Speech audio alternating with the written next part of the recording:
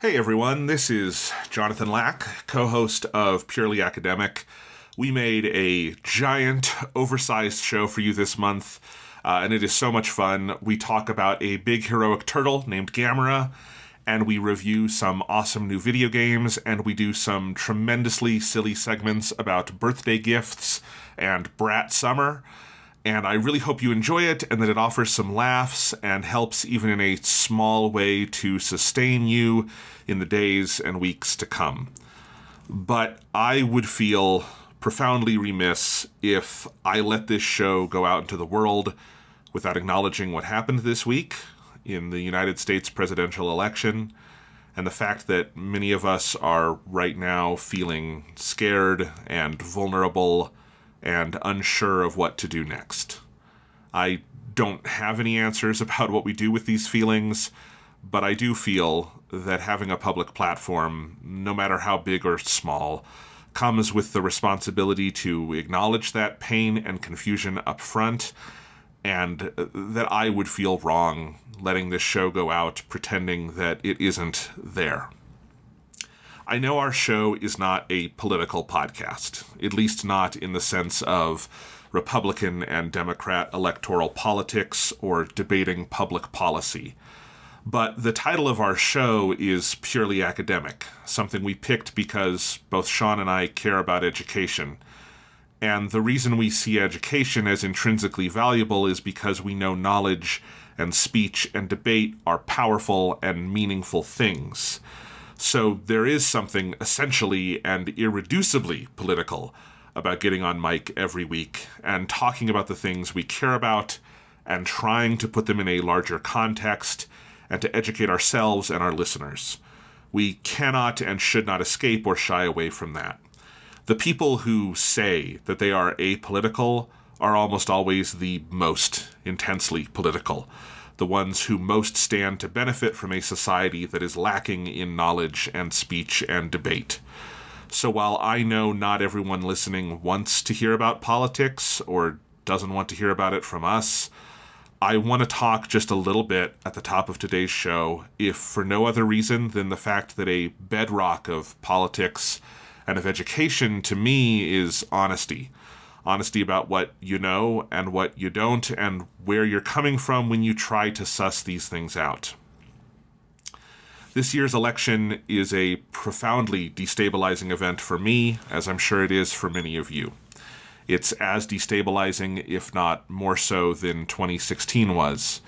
The results were not necessarily surprising this time around, based on the polling and the political environment, but they feel even more disheartening, given how much we know about the criminality, misogyny, violence, and cruelty of the man who has just been reelected, and of the entire vile political movement he rode into power. It is scary not only because we know what this will mean for people we love and causes we care about, but because it shakes our sense of self and our understanding of the world and of the people in it. Times like these reveal how much we don't know and don't understand about our world and our country and our fellow citizens, and that is fucking terrifying. At about 10:30 on election night, when the worst started to seem inevitable and the darkness of our future began to feel concrete, I found myself trying to hold on to what I do know, what things I am sure of.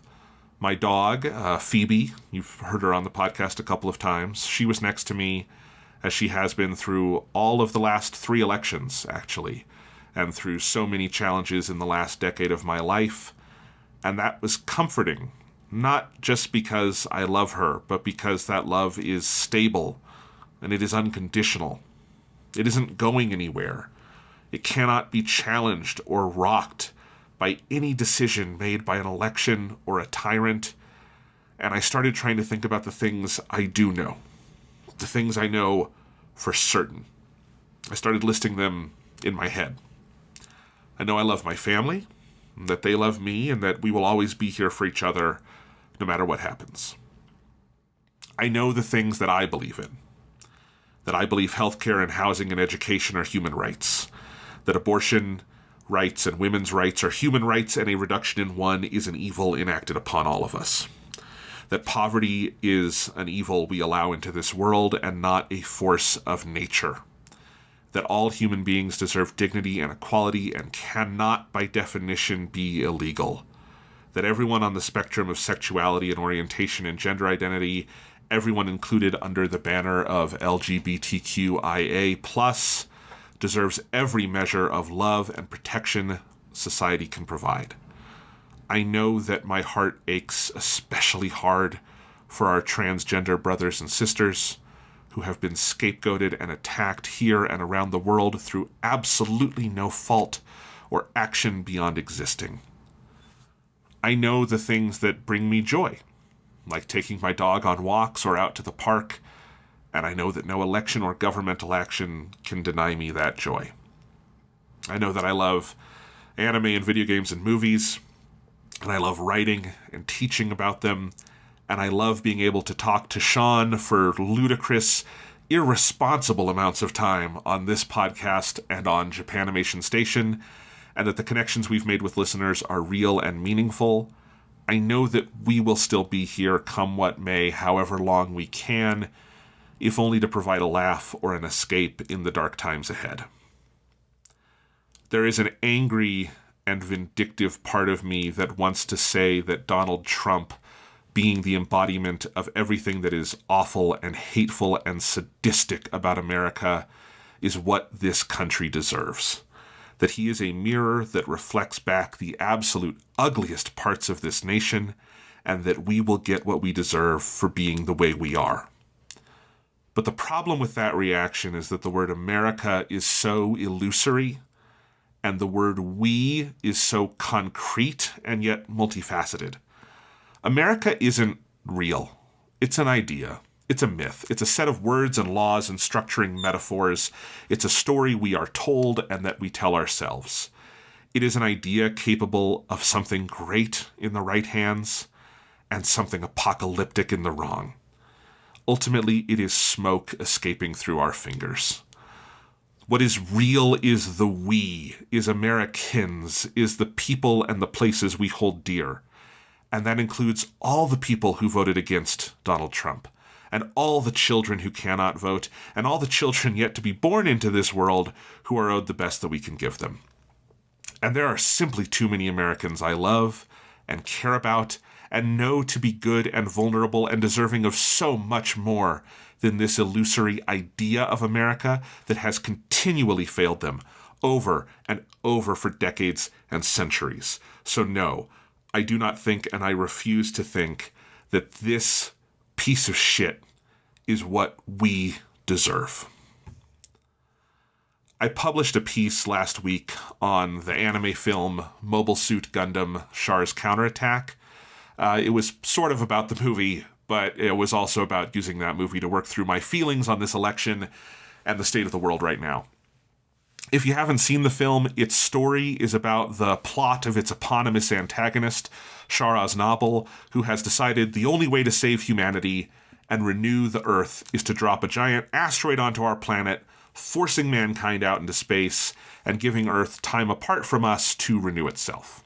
The film is built on this dialectical conflict between Char and his rival Amuro over whether mankind can save itself or if the oblivion of the asteroid is the only way forward.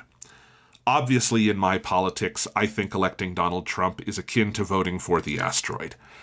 And given many of my fellow Americans' views on government and culture, they clearly think a figurative asteroid, a force of unfathomable disruption and even destruction, is what is needed. And in this review, this next part is what I wrote about, where the film and ultimately I myself land on that debate. As much as Chars Counterattack is fundamentally dialectical, I do think its sympathies and its admiration ultimately lie with Amuro. Yes, there are surely ways he could have used his new type powers and experience to help steer the world towards a place where Char would never have gotten this far. As the better man, maybe he even could have helped redeem Char, if he had the wherewithal to try. But Amuro is at least willing to risk it all to stop the asteroid, to actualize the faith he has in mankind in a desperate attempt to repel Armageddon with a single mobile suit. And it turns out enough other people are willing to do that too, are willing to push against the seemingly unstoppable mass of solid falling rock, to fight back against the immutable fact of gravity that weighs down their individual souls, that something sparks, and the power of mass consciousness is unleashed to momentarily reverse gravity and entropy. That's how it always happens, though, isn't it? That's what hope is. That's what we have to trust in every time we are audacious enough to think we can make the world better. That enough of us will not give in to the allure of the asteroid, won't accept the gravity that weighs us down, that together we will be granted the opportunity to try again tomorrow. That's the rub in this whole dilemma, ultimately. If one accepts the asteroid, one also embraces a state of powerlessness, stakes our existence on a sense that the world is well and truly lost and cannot ever be repaired. Merely pushing the asteroid back is not enough. Of course it is not enough. But if it is not repelled, then nothing else can be done. Human consciousness must rebel against the asteroid if it is to persist, because the logic of the asteroid is inherently inhuman. Even if human beings are mad, even if the Earth would be better off without us, even if rejecting that logic is selfish in the grander scheme of ecology and the cosmos, it is in the end the only way that we can live. So that's what I wrote. As you probably know, I study anime professionally, and there's a whole section of my dissertation for my PhD that is about the idea of loving anime in a time of apocalypse. And it's my attempt to explain why my generation responds so powerfully to this medium. And my thesis is basically this, that there are a lot of anime that stare unblinkingly at the asteroid and conclude that the only thing to do about it is to live in the face of its destruction. That's not a theme that anime comes by easily or unthinkingly.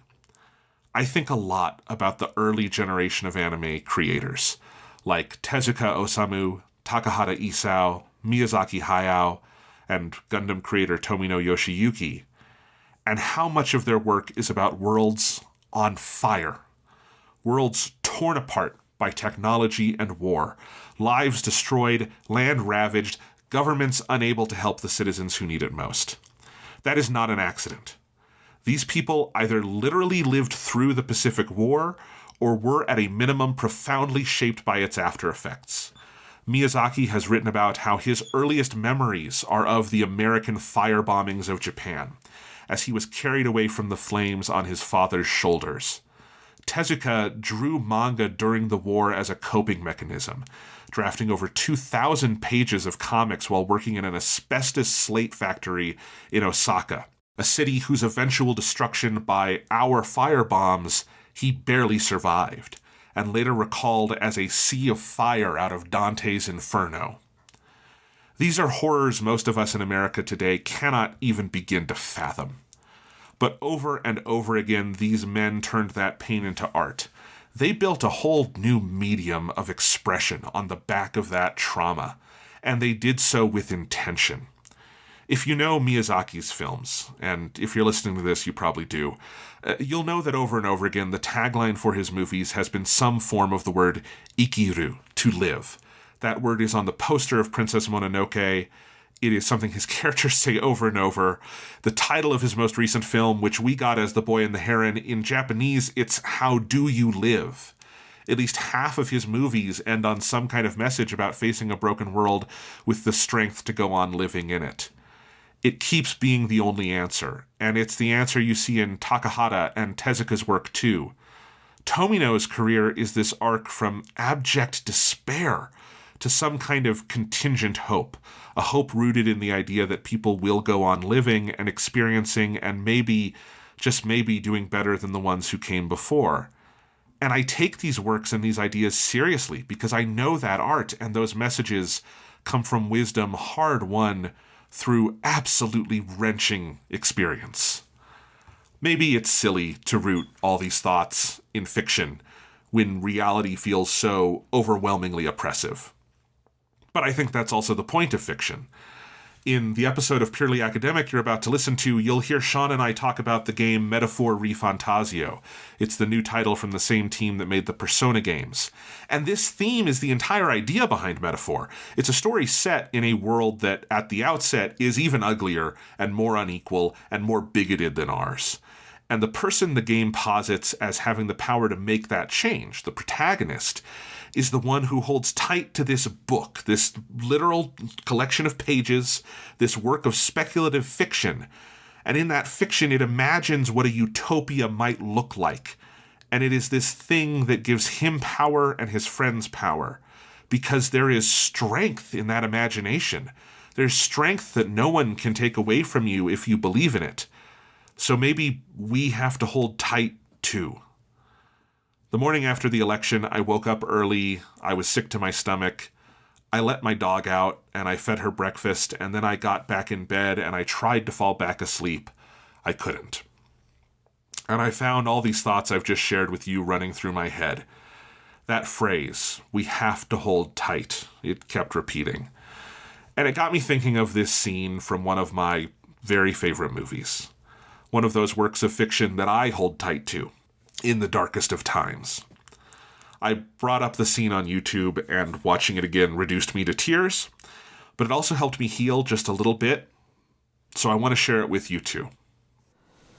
I can't do this, Sam. I know.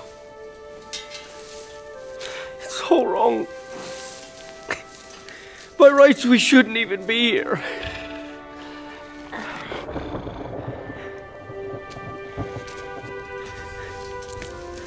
We are.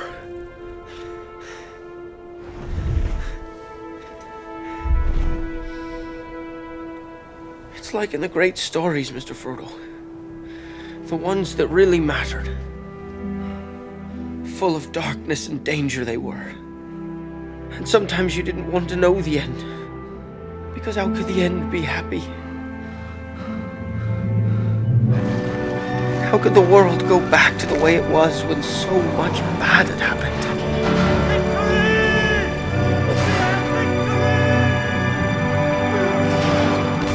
But in the end, it's only a passing thing.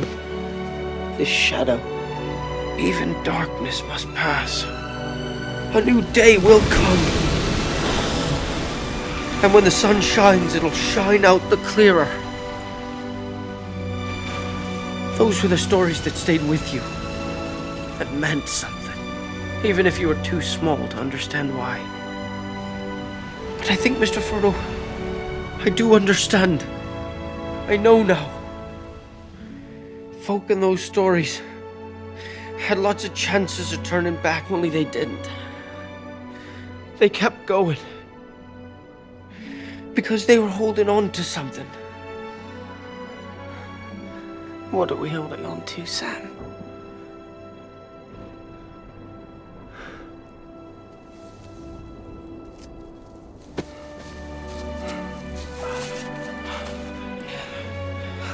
That there's some good in this world, Mr. Frodo. And it's worth fighting for. I think that's what I also believe. I think that's one of those things I know. As destabilized as everything feels, those words still sound true to me, that there is some good in this world and it is worth fighting for. That is all we have, and we have to have it. We have to. So even if it is cheesy or cringe to turn to Lord of the Rings, The Two Towers at a time like this, that is where I'm going to leave you, because I don't know how to live other than that. Please enjoy the show. We will see you again next month. Stay safe, be there for each other, and hold on. Thank you for listening.